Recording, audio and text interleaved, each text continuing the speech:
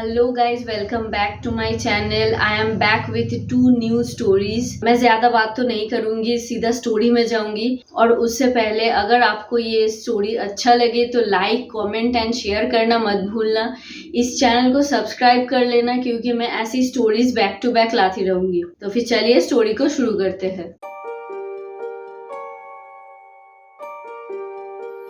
मैं एक ambulance company में काम करती थी जिसे पहले से ही एक हॉन्टेड होने का धब्बा लग चुका था। मैं ज़्यादातर ये सब पैरानॉर्मल स्टफ्स में बिलीव नहीं रखती थी until I had my own experience. एक दिन मैं और मेरी पार्टनर रात के 3 बजे एक रूरल कम्युनिटी में काम कर रहे थे। हम दोनों ही बहुत थक चुके थे, इसलिए हम दोनों ही आधी नींद में थे और चारों तरफ सन्नाटा छाया हुआ था। मैं ड्राइवर सीट में बैठी हुई थी और मेरा पार्टनर पैसेंजर सीट में बैठा हुआ था। सडनली एक धीमी आवाज़ सुन के मेरी नींद खुल गई।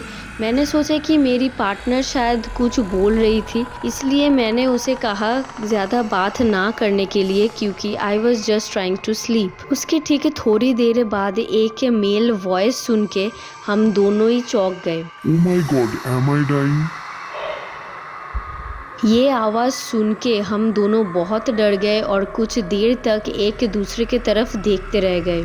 उसकी ठीक थोड़ी देर बाद ऑक्सीजन बोतल का नॉक खोलने का आवाज़ सुनाई दिया और एक ऐसा साउंड आ रहा था जिससे ये लग रहा था कि ऑक्सीजन बोतल शायद लीक हो चुका है। इसलिए मैंने जल्दी से जाके लाइट्स ऑन किए और हम दोनों भाग के पीछे गए देखने के लिए शायद कोई अंदर घुस के बैठा हुआ है। लेकिन जब हमने दरवाज़ा खोल के चेक किया तो हम लोग शॉक में रह गए क्योंकि वहाँ पे कोई नहीं था। वहाँ पे एक पिन ड्रॉप साइलेंस था और हम दोनों उस रात सो ही नहीं पाए थे।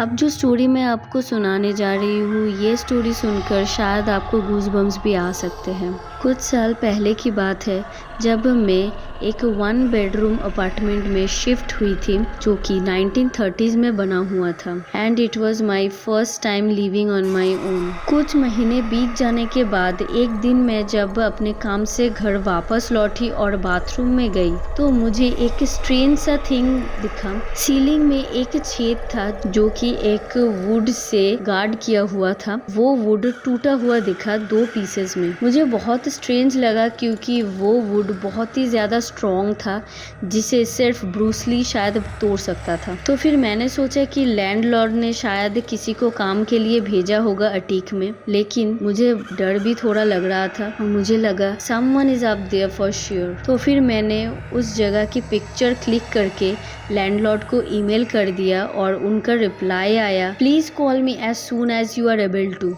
फिर मैंने उसे कॉल किया और उन्होंने एक्सप्लेन किया मेरे पहले भी जो भी यहाँ पे रहने के लिए आए थे उन्होंने भी ये सेम चीज़ फेस की थी। उसके बाद 1 महीना बीत गया और 1 महीने में मुझे और ज़्यादा कुछ नहीं दिखा वहाँ पे।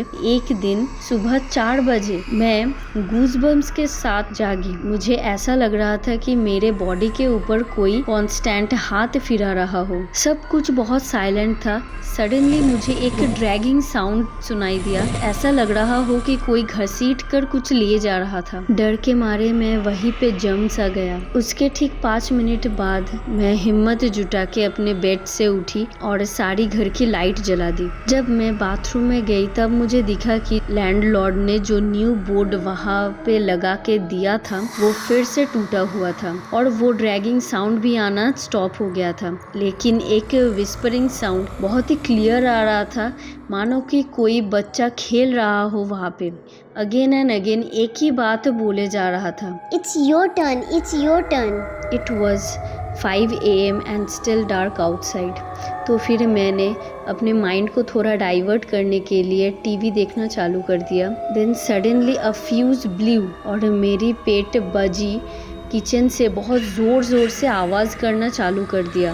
वो ऐसी आवाज़ वो रात में कभी भी नहीं करता था। उसी वक्त मैं डर के मारे बहुत घबरा गई और जल्दी से अपनी कार की चाबी लेके कार में जाके बैठ गई। जब सुबह हुआ और सब लोग मॉर्निंग वॉक के लिए निकल गए थे तो फिर मुझे थोड़ा राहत मिला और मैं घर वापस आ गई। लेकिन वापस आके देखा कि मेन डोर खुला हुआ था। तो फिर मुझे लगा कि शायद हड़बड़ाहट में मैं ही दरवाज़ा खोल के चली गई। उसके बाद जब मैं अंदर आई, मुझे मेरा पेट कहीं पे नज़र ही नहीं आ रहा था। वो अपने केज में भी नहीं था और सारी विंडोज़ भी बंद थे। I felt sick again and I looked everywhere inside. मैंने हर जगह देख लिया, लेकिन मुझे मेरा पेट कहीं पे भी नज़र नहीं आ रहा था। तो फिर मुझे सडनली पानी में स्प्लैशिंग का साउंड आने लगा। स्प्लैशिंग का साउंड सुन के मैं जब बाथरूम में गई, मैंने देखा कि मेरी पेट हाफ ड्राउंड थी टॉयलेट के अंदर। तो फिर मैंने उसको उठा के लाया और उसे क्लीन किया। मैं बहुत ही ज़्यादा कंफ्यूज थी। तो फिर 8 बजे मैंने अपने लैंडलॉर्ड को कॉल किया एंड मैंने सारी बात उनको बताई। तो फिर उन्होंने बताया, oh wow, you heard the whispering too. मेरे आने से पहले जो लोग यहाँ पे रहते थे, उन्होंने भी सेम साउंड सुना था। उस इंसिडेंट के बाद से मैं सिर्फ 18 महीने तक ही वहाँ पे रही। मैंने वहाँ पे और ज़्यादा कुछ तो एक्सपीरियंस नहीं किया था, लेकिन कुछ समय वो विस्परिंग का साउंड आ जाता था।